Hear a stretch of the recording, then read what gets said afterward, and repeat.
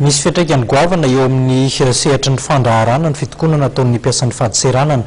Tokony hisy izy ireo ny marimaritra iraisana eo amin'ny gouvernemanta sy ireto mpiasan'ny fahadiseranana ireto satria mizaka ny mafy izy ireo amin'izay hetsika ataon'ny Saint-Pido izay.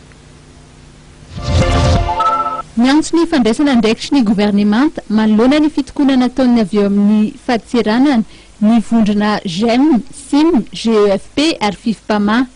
Miantso ireo mpitokona sy ny gouvernemanta mba hitady marimaritra iraisana ireto farany satria dia miteraka fahatsiatoka amin'ny ampatany amin'ireo orinasa malagasy izany fitokonana izany.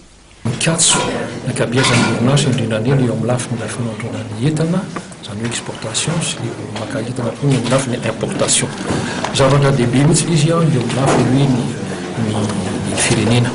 Raha mikatso izy io dia tsy afaka mampiditra vola ny fanjakana ary izay koa eo amin'ny lafiny hoe ny commande ny any ivelany dia tsy afaka mami fahafapoan'ny tontolo ka miaso amin'ny fanjakana zay mba ambany olana eo amin'ny lafiny fahadiseranana satria zavatra dehibe mihitsy amin'izy zavatra zay. Hatreto tokoa dia mbola tsy misy ny marimaritra iraisana eo amin'ny mpitondra sy ireto mpitokona.